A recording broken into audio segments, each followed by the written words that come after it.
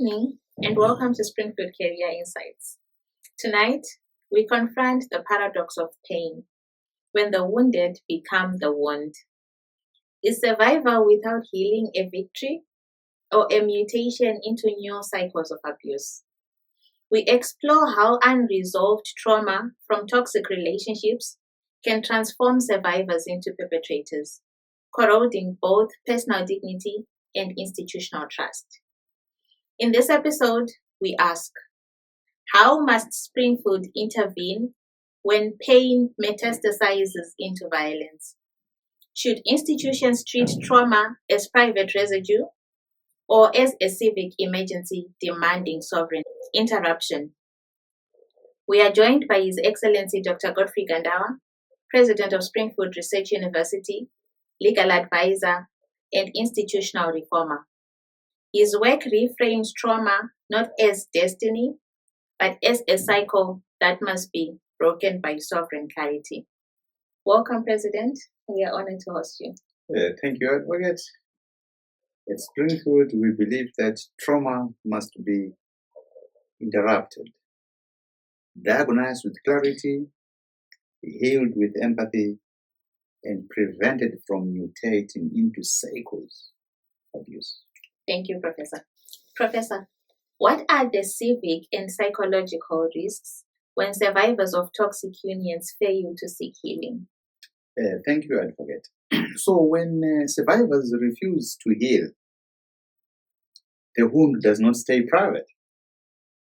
It becomes a contagion. Pain unspoken turns into suspicion. Suspicion corrodes intimacy. And the intimacy denied fractures the soul. But the risk is larger than the heart. Broken citizens weaken institutions because they are broken. Unhealed professionals dim innovation because they can't think properly. They erode trust and they fracture morale. And the children inherit suspicion as curriculum, rehearsing captivity instead of liberty. So, the danger is not only psychological, it is civic, generational, and sovereign. A nation of unhealed survivors becomes a nation rehearsing oppression. My summons is simple. Heal, for healing restores dignity. Heal, for healing protects institutions. Heal, for healing safeguards generations. For refusal to heal is not survival, it is surrender, Advocate. And every survivor who chooses healing rises not only for themselves, but for the destiny of their nation. Thank you, Professor.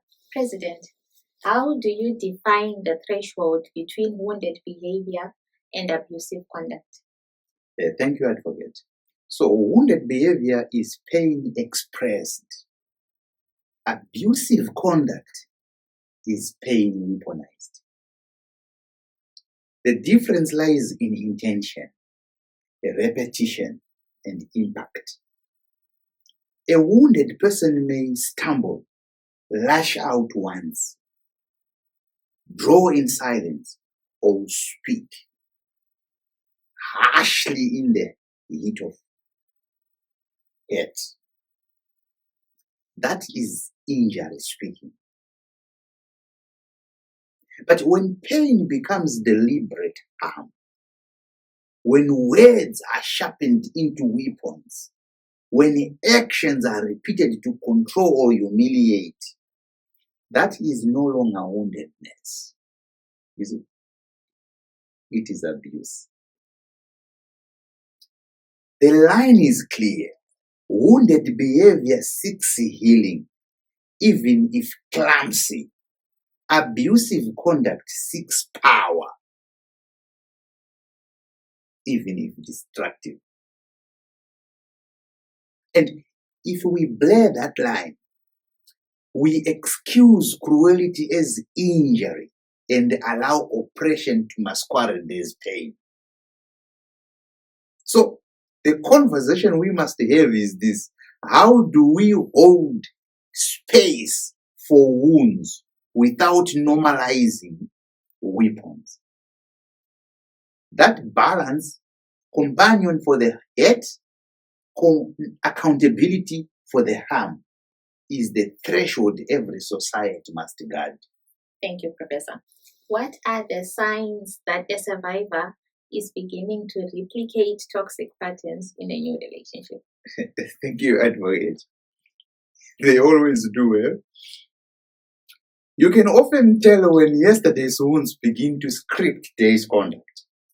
A survivor who has not healed starts to carry the old union into the new one. This happens more often. It shows up in suspicion without evidence.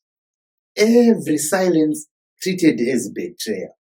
Every kindness interrogated. Why is he being nice? It shows up in control disguised as care. Boundaries blurred, freedom denied, intimacy suffocated. It shows up in anger out of proportion. Small disagreements erupt into storms because the past is still speaking. Something happens here. Because their past had this thing in a big proportion. So they erupt because it's the past that he is speaking. It shows up in withdrawal and punishment by silence. Partners exiled emotionally as if distance could erase pain. And most of all, it shows up in mirroring the old captivity. New love judged by old wounds. New partners forced to carry ghosts they did not create. These are not signs of healing. They are echoes of harm. They tell us when pain has not been transformed into wisdom, but recycled into cruelty. The conversation we must have is simple. How do we help survivors recognize these echoes before they become patterns? Because recognition is the first step towards breaking the repetition. And breaking repetition is the first step towards sovereign healing. Thank you, Professor. How can unresolved trauma transform survivors into perpetrators? And what civic responsibility do they carry when peace occurs? Thank you, Advocate. Unresolved trauma is not neutral. You see, it is combustible. When survivors refuse to heal, the pain they carry begins to leak into their conduct. What was once enjoyed becomes rehearsed, and what was once suffered becomes inflicted. So it begins with suspicion that hardens into control. It grows into anger that overwhelms proportion. And eventually, the survivor who once lived under captivity begins to replicate captivity in their own union. This is how victims unhealed risk becoming perpetrators.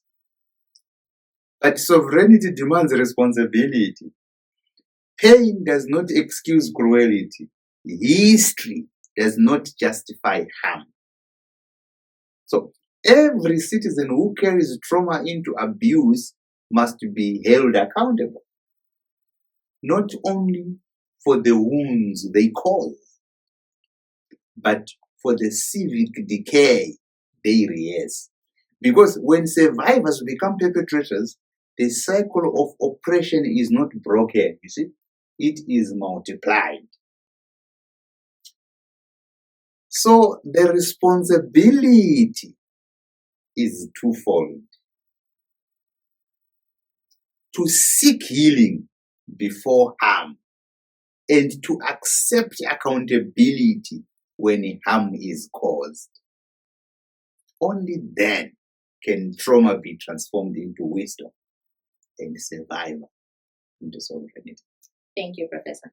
Is it true that betrayal breeds suspicion, that those once cheated on may attack new partners unjustly?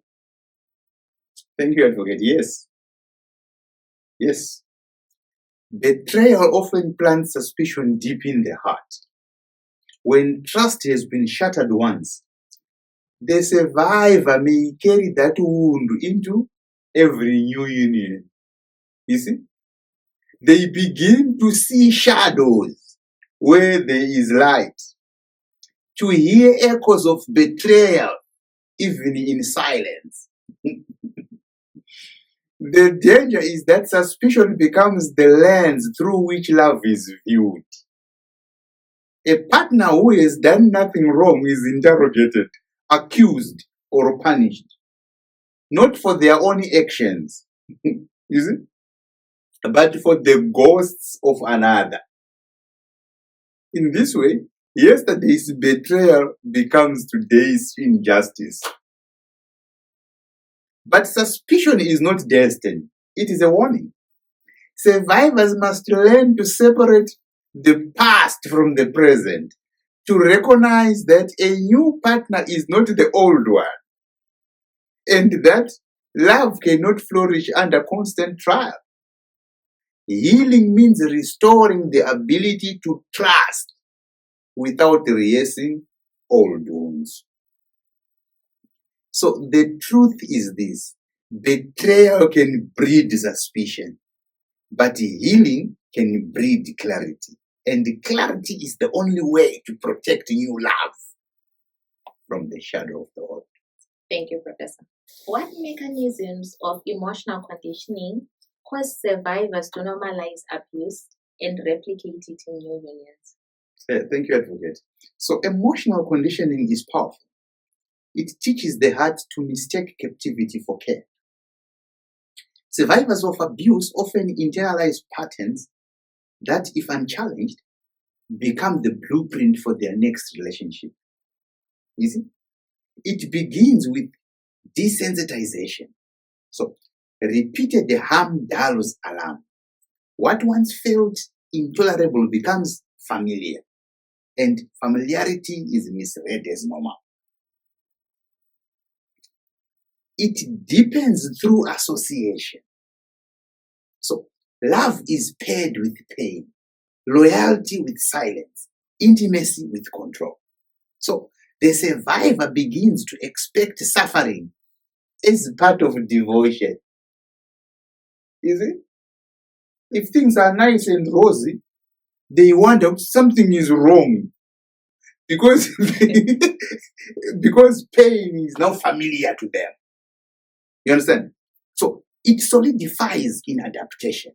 So the mind learns survival strategies, appeasement, withdrawal, aggression, that later reappear as conduct in new unions because they are used now to survival, withdrawal, aggression. And finally, it manifests as projection.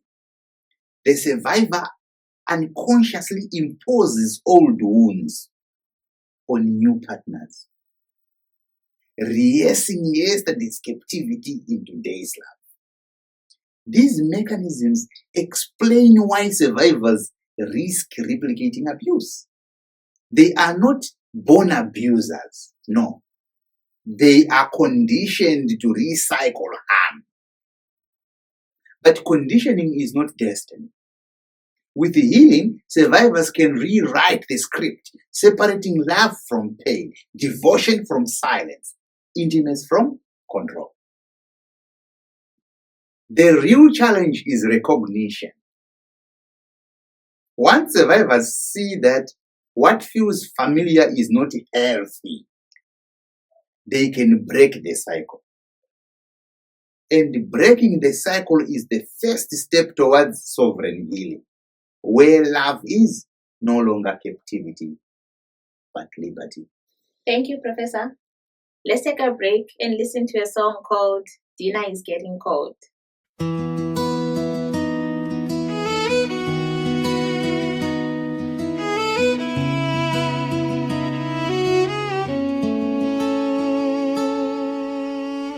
I've lit the candles, warmed the stew, folded napkins just for two. Your chair's still empty, clock's on slow.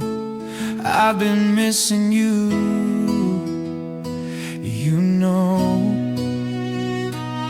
You said just one more meeting, but I've been counting sides. The soup's still hot, but I'm not sure how long my heart complies. Dinner's getting cold, baby, come on through. I've been stirring love and waiting for you. Kumbu, last time I saw me, the table set, the night is gold. Come home now, before it gets cold.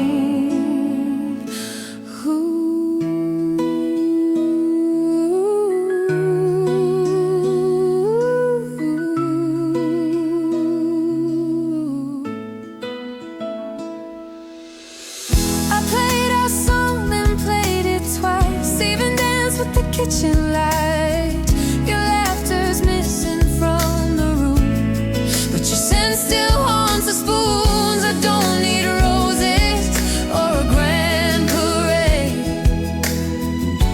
just your footsteps on the stair. You bring the flavor, you bring the flame, and I've saved your favorite chair. Dinner's getting cold, but my heart's still warm. Come wrap this night in your uniform. Yagolinda funawe, now the food can wait, but I can't pretend. Come home, my love. Let the waiting end.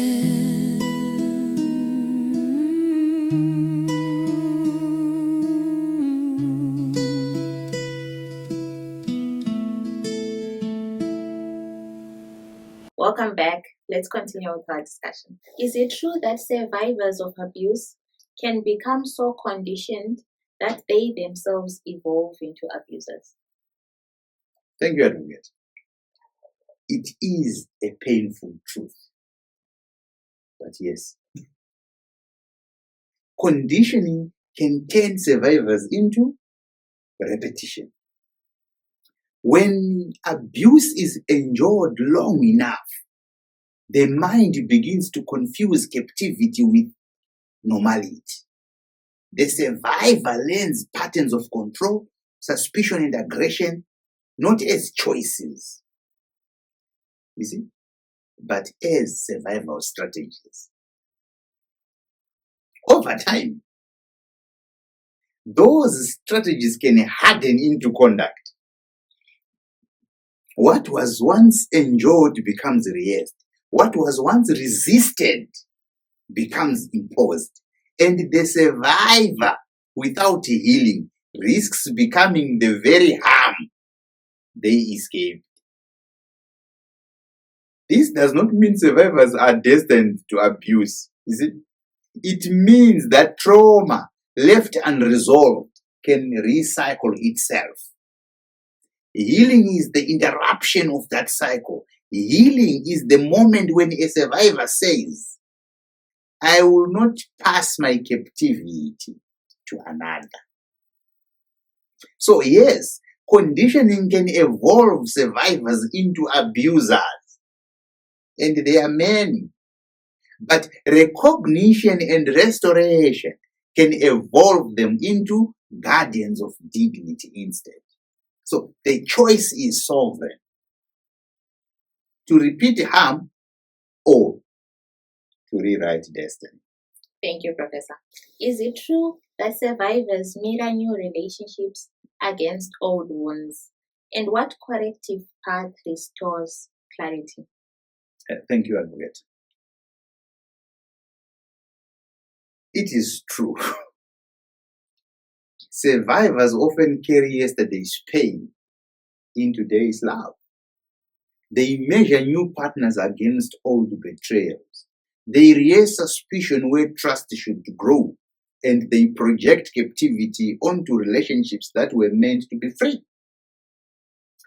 In this way, the past becomes the lens, and every gesture of care is distorted by memory.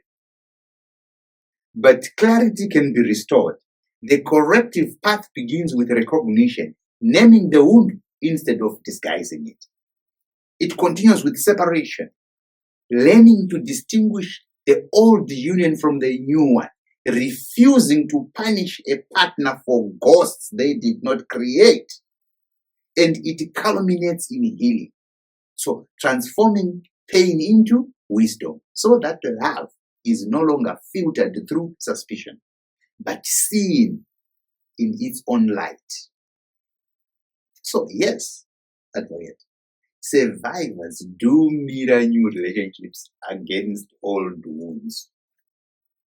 But healing allows them to break the mirror, to see the present without distortion, to build unions that are not haunted by yesterday, but liberated for tomorrow. Thank you, Professor. What sovereign interventions can break the cycle, ensuring that survivors do not become architects of new toxicity? Thank you, advocate. So breaking the cycle requires more than sympathy. It requires structure. Survivors cannot be left to navigate trauma alone.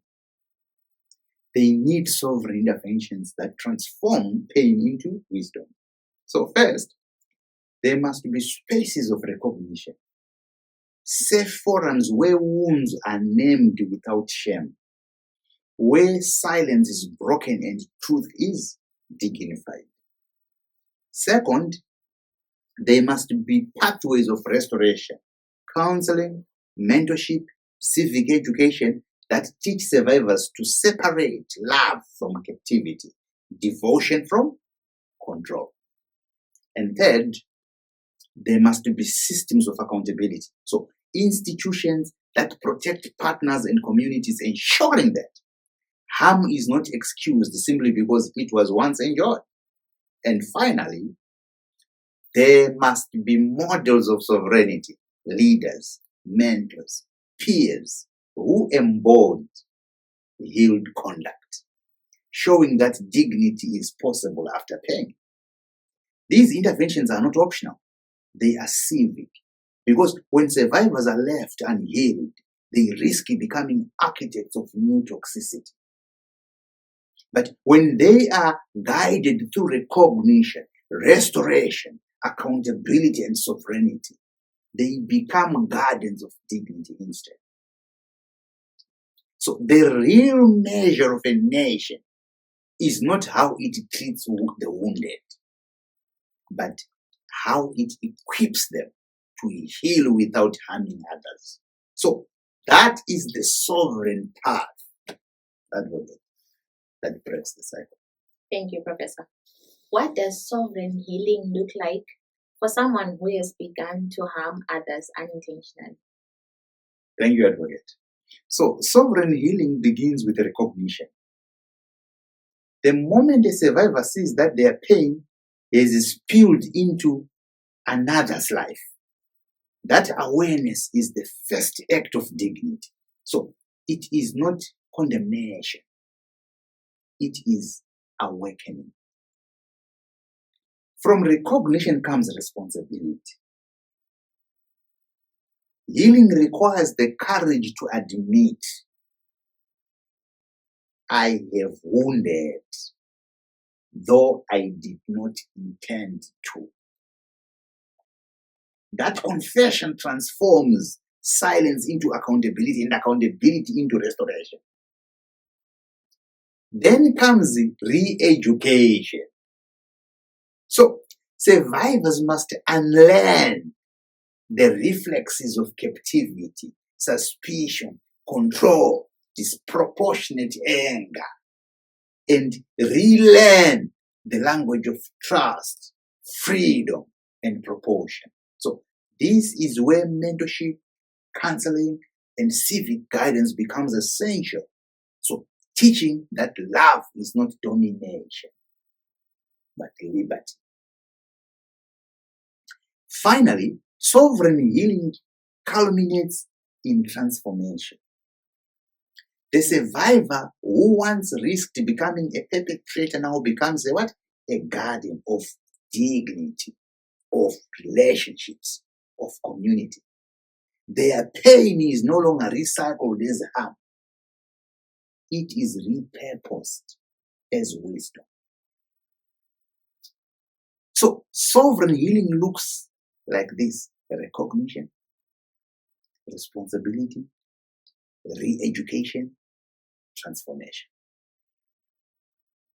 A pathway yesterday's harm is acknowledged, today's conduct is corrected, and tomorrow's unions are liberated from captivity. Thank you, Professor. How can Springfield create dignified spaces for confession, recalibration, and restoration? Thank you, Advocate. So Springfield has already begun this work. Our counseling and psychology studios, our mental health therapy programs, and our pioneering psychedelics and cannabis research hub are not just facilities, they are sanctuaries of dignity. These spaces embody international best practice, confession with assurance. So citizens can speak openly, knowing their truth will be met with respect, not ridicule. Recalibration with structure. Guided therapeutic processes help survivors unlearn captivity and relearn liberty, aligning with the global standards of trauma-informed care. Restoration with reintegration. Our community does not exile the wounded. It reintegrates them as guardians of dignity, echoing international models of restorative justice and mental health rehabilitation. What makes Springfield distinctive is that we do not treat mental health as a private matter alone. We elevate it as a civic responsibility by embedding therapy, psychology, and research into our national identity. We ensure that healing is not only personal, but sovereign. So, Springfield spaces are more than local initiatives. They are internationally aligned sanctuaries where confession becomes courage, recalibration becomes wisdom, and restoration becomes sovereignty. Thank you, Professor. Let's take a break and listen to a song called Whispers of Fire.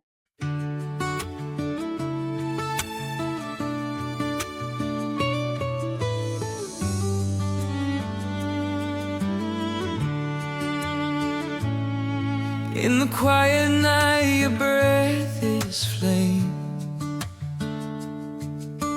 Every whisper calls my name. Shadows dance where hearts conspire. Love begins in whispers of fire.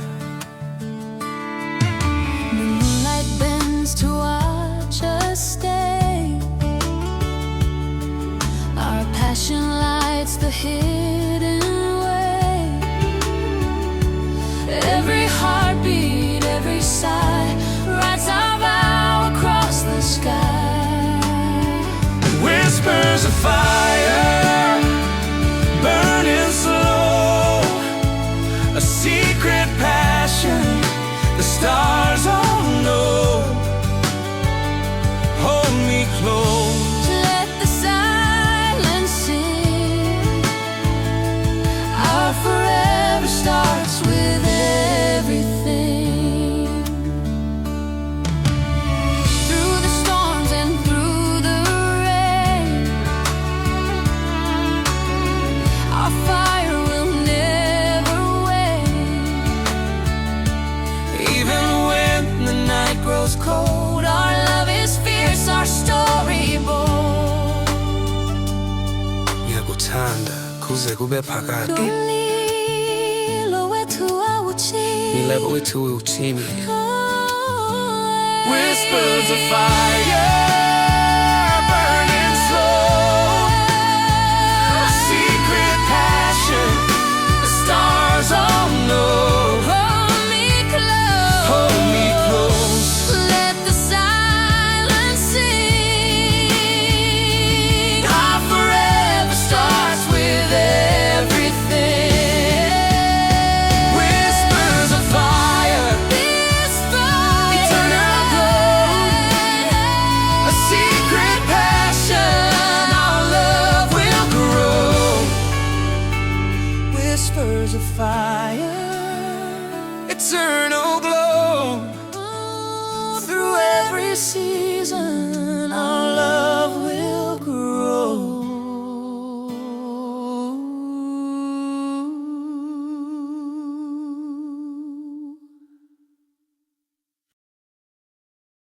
Welcome back. Let's continue with our discussion. What role does mentorship play in breaking the cycle of relational toxicity? Thank you, Advocate. So mentorship is the bridge between survival and sovereignty.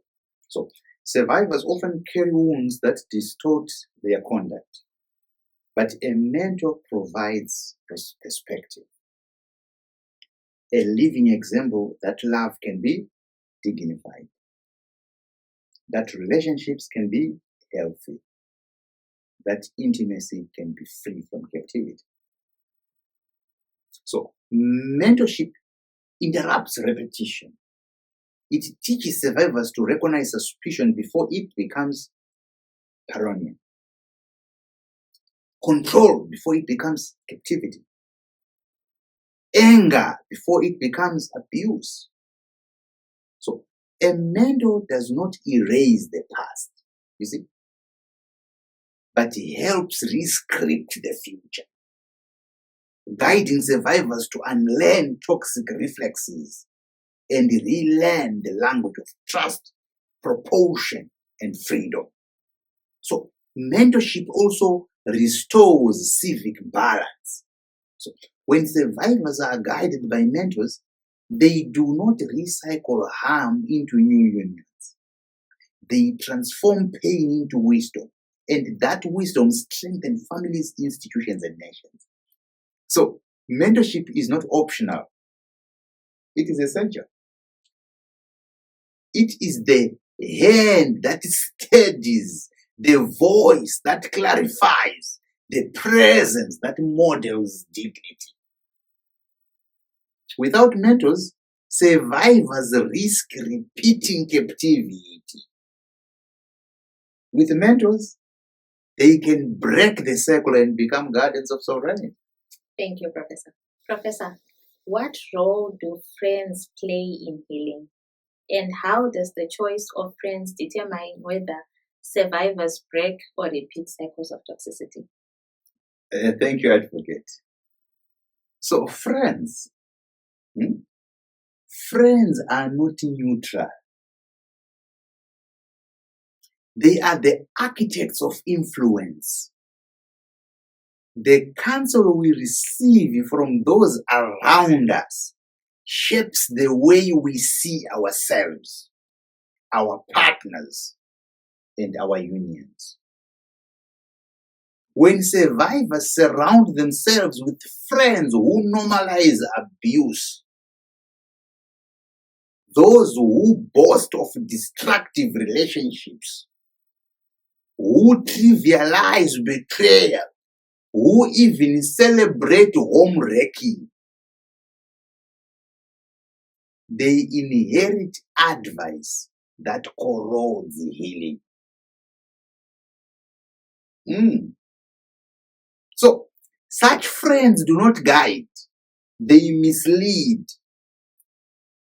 they recycle harm, and they encourage survivors to repeat captivity instead of breaking it.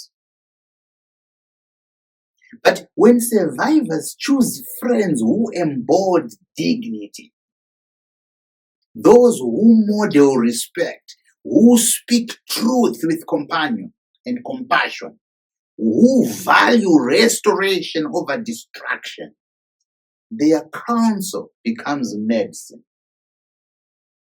These friends remind survivors that love can be healthy, that trust can be rebuilt, that healing is possible.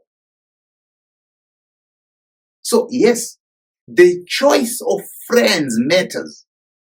It matters profoundly, advocate, because every survivor is influenced either towards repetition or towards restoration. And healing requires not only courage within, but wisdom in association. The path is clear. Surround yourself with voices that dignify, not voices that destroy. For the company you keep can either chain you to yesterday's wounds or guide you into tomorrow's sovereignty. Thank you, Professor. How do we balance compassion for the wounded with accountability for the harm they cause? Thank you, Advocate. So, this is one of the hardest balances to strike. Compassion reminds us that the wounded did not choose their pain. Accountability reminds us that harm, even unintended, cannot be excused. You see? Because you guys say, I did not intend to harm you, but you harmed me. We begin with recognition,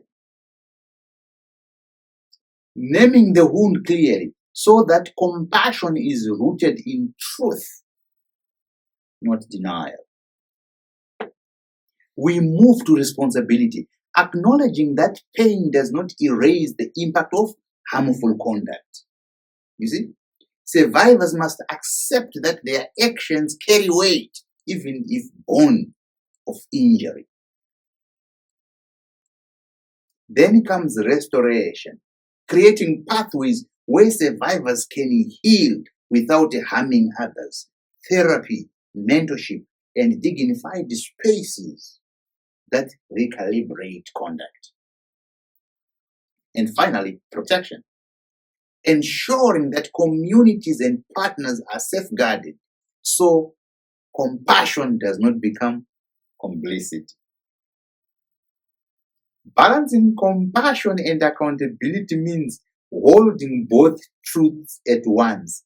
The survivor deserves healing, and the harmed deserves justice.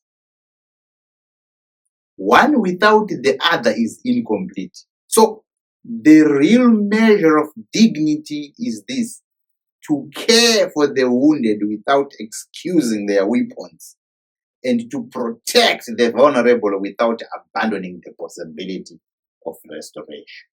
Thank you, Professor.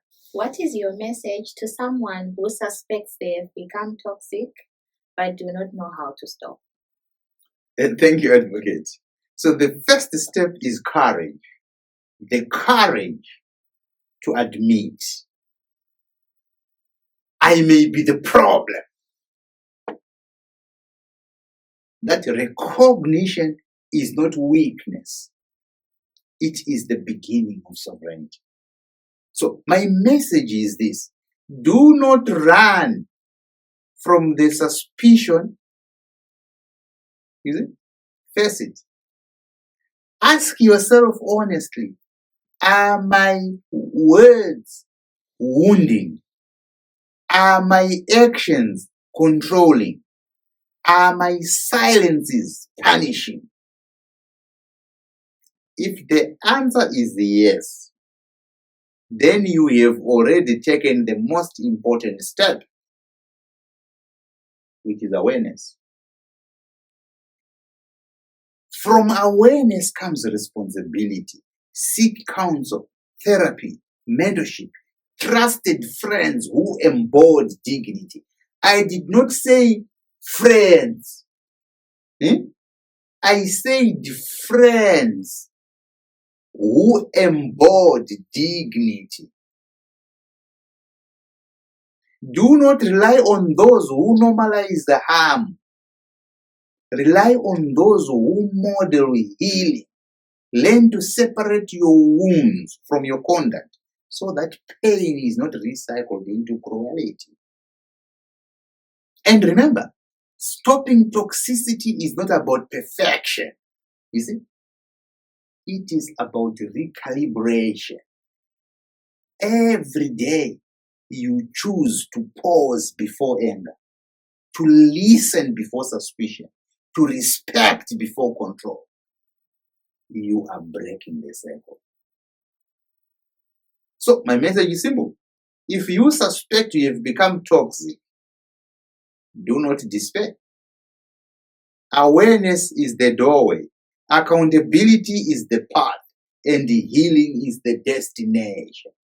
You cannot stop, not by denying your wounds, but by transforming them into wisdom. Wow, this is amazing. Let's take a commercial break and stay tuned. At Springfield Research University, we don't teach to pass exams, we encode futures. Grounded in Education 6.0 and powered by STEMA, science, technology, engineering, mathematics, medicine and automation, we deliver modular, sovereign learning across undergraduate, master's and doctoral programs. Explore our prospectus, where every curriculum is designed to stematize every discipline, dignify local authorship, and credential transformative knowledge. Be stematized, be sovereign. Here, knowledge is authored, not borrowed. Curriculum is credentialed, not copied. Every graduate becomes an architect of transformation. With 2 annual intakes, March and September, the path to innovation is always open. From the logic of automation to the soul of indigenous intelligence, SRU is where tomorrow is designed. Springfield isn't just a university, it's an epicenter of epistemic dignity. Join the movement. Study where learning governs itself. Springfield Research University, the globe is here. Where are you? Welcome back. Let's continue with our discussion. What is your message to survivors who believe their pain justifies their cruelty? Thank you, Advocate. So my message is direct. Pain explains conduct, but it does not excuse cruelty. To suffer is human. To weaponize suffering is destructive. Survivors must understand that their wounds are real, but when those wounds are used to justify suspicion, control, or aggression, they cease to be wounds. They become weapons. And weapons, no matter how they are born, still harm. Healing requires a shift in perspective. Pain can be transformed into wisdom, into empathy, into guardianship. But when pain is used as a license for cruelty, it perpetuates the very captivity survivors once resisted. So my message is this: your pain deserves compassion, but your cruelty demands accountability. Do not confuse the two. Seek healing, seek counsel, seek mentors who remind you that dignity is possible after injury. Because the measure of sovereignty is not how loudly we suffer, but how wisely we heal. Thank you, Professor. Professor, what is your message to those who are destroying their new relationships by mirroring them against past wounds, dating partners who did not create their condition? Thank you, Advocate. My message is simple but urgent.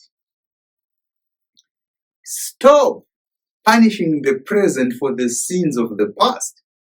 When survivors carry yesterday's betrayals into today's love, they distort reality.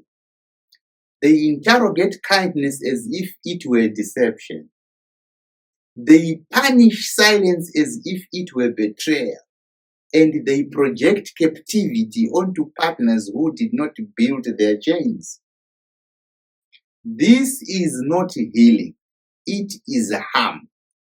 And the tragedy is that the new partner, innocent of yesterday's wounds, becomes collateral damage in a war they never fought.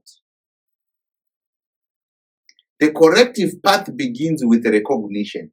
I am mirroring my past into my present. From recognition comes responsibility. I must not make another carry the weight of my wounds. You see? And from responsibility comes the healing, therapy, mentorship, and dignified spaces that teach survivors to separate memory from reality, suspicion from trust, captivity from love. So my message is this: your pain is real, but your partner is not your enemy. Do not destroy what is new by rehearsing what is old.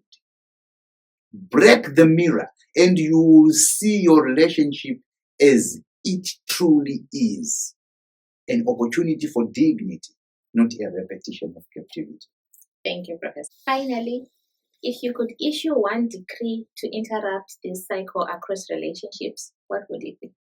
Thank you, Advocate. So my decree would be this: no wound shall be carried as a weapon into a new union.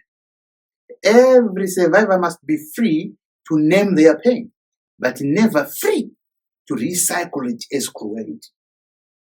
Healing must precede intimacy.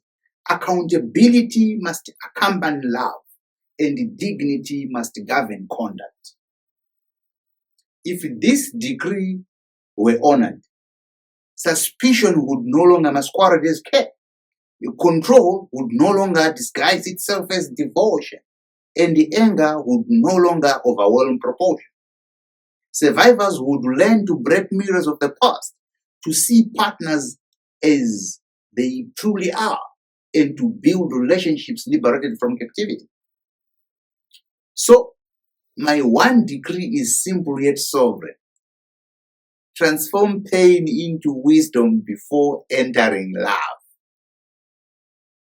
Because only healed hearts can create healed unions. And only healed unions can build healed nations. Thank you, Advocate, for having me. Thank you, President, for reframing trauma not as destiny, but as a cycle that must be sovereignly interrupted. Your insistence on empathy and institutional clarity reminds us that healing is not optional, it is civic survival. To our audience, if you're ready to confront trauma, prevent its mutation into abuse, and design institutions that heal as well as govern, Springfield Research University awaits you. Visit www.springfieldresearchuniversity.net and join the mission to structure resilience with sovereign clarity. That brings us to the end of this diagnostic edition of Springfield Career Insights. May tonight's reflections provoke healing, interruption, and institutional renewal. I am Clarence, your host. Good night. Hey, hey, siyakhuphuka, siyakhuphuka, tikiti lethu Tanzania kiwa. Hey, hey, siyakhuphuka, sonke siyavumelana, ngemjululo muhle sonke similela. Hey, hey, siyakhuphuka, siyakhuphuka, tikiti lethu Tanzania kiwa. Hey, hey, hey, siyakhuphuka, sonke siyavumelana, ngemjululo muhle sonke similela. Greetings of the day, distinguished parents. Today I speak not simply of education, but of destiny itself. The destiny of your children, the destiny of our nation, the destiny of Africa itself. You, parents, are the guardians of tomorrow. You hold in your hands the architects of the future. And Springfield is the place where that future is designed, refined, and defined. We are not here to discuss dusty books or rusty curricula. We are here to ignite vision, to awaken innovation, to raise leaders who will not just inherit tomorrow, but create it. Springfield is not simply a university. Springfield is a covenant with destiny, a promise to every parent that your child will not be swallowed by the rot, but lifted into greatness. So today, let us speak honestly, let us speak boldly, and let us speak as guardians of tomorrow, for Springfield is the place to build futures. Parents, let us ask ourselves honestly, which universities are we sending our children to, and what are they truly teaching? And are they teaching dusty, rusty curricula, outdated, irrelevant, disconnected from the pulse of modern innovation? Or are they teaching campus rot, where beer halls rise beside lecture halls, where discipline is bled with indulgence, where faculty and students alike stumble from the bar into the classroom? And worse, are they teaching moral decay, where daughters are mortgaged at bars, where leaders are lost before they are even born? This is not how we raise leaders. This is not how we raise visionaries. This is not how we raise future generation of innovators. You cannot expect a failing university to mold a future leader when it is failing itself. But Springfield is not just a university. Springfield is a movement that refuses the dust, a movement that rejects the rod, a movement that restores dignity, discipline, and destiny. Springfield is the architect of Education 6.0, modern, innovative, future-proof learning. We do not recycle yesterday's failures. We design tomorrow's victories. Springfield is the custodian of STEM, science, technology, engineering, mathematics, medicine, and automation. LECAMS,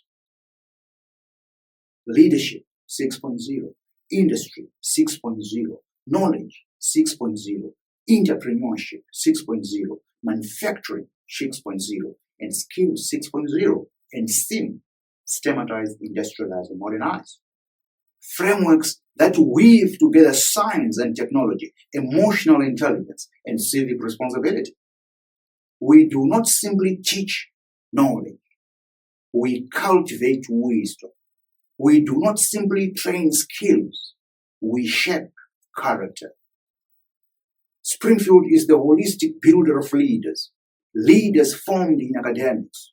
Leaders clothed in dignity. Leaders disciplined in conduct. Leaders sharpened in vision. At Springfield, we don't just graduate students. We graduate futures. We graduate futures. At Springfield, we are intentional.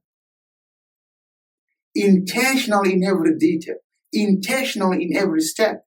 Intentional in every future we build.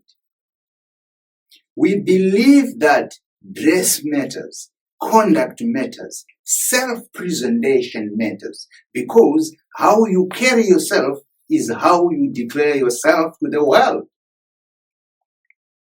Discipline at Springfield is not restriction. Discipline is empowerment. Discipline is the key that unlocks dignity. The campus that directs vision, the foundation upon which leaders stand. Every student is trained to uphold themselves as leaders, leaders who innovate, leaders who inspire, leaders who become guardians of dignity, guardians of discipline, and ambassadors of vision. We care about how you look, how you walk, how you speak, because we are intentional in building futures. At Springfield, we do not permit careless dressing, passing hair, tinting fads, or scatterbrained presentation. We uphold dignity in appearance, discipline in conduct, and vision in identity, because every detail shapes the leader your child is becoming. Parents, today you are not simply choosing a university. You are choosing the architects of your child's destiny. You are choosing whether your child will be swallowed by the rod or raised into greatness. Springfield is that haven, a place where children are not lost, but found, not exploited, but empowered, not neglected, but nurtured. Here, they are protected. Here, they are cultivated. Here, they are transformed into leaders who carry dignity in their walk, discipline in their conduct, and vision in their eyes. We do not gamble with futures. We guard them. We do not mortgage daughters. We raise visionaries. We do not blare discipline with indulgence. We sharpen it into destiny. Parents, Springfield is not just where your child studies. Springfield is where your child becomes a leader, becomes a visionary, becomes the future. This is not about dusty books. This is about living futures. This is not about beer halls. This is about boardrooms. This is not about mortgaging daughters. This is about raising visionaries.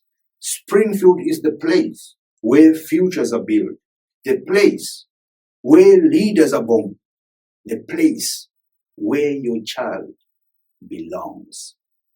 Choose Springfield and choose destiny. Choose Springfield and you choose greatness. Choose Springfield and you choose the future. Our environment is not in beer halls. It is not in shopping malls. It is not in shop fronts. We are rooted in the knowledge park, the innovation hub, and we are intentional about this. For while others are careless about their surroundings, content to follow the crowd, Springfield stands apart. We are not in the business of imitation. We are in the business of transformation. We are here to build holistic individuals, disciplined, dignified, visionary. Explore our offerings on our website or speak directly with our admissions team. Springfield is where futures are shaped. Springfield Research University. The globe is here.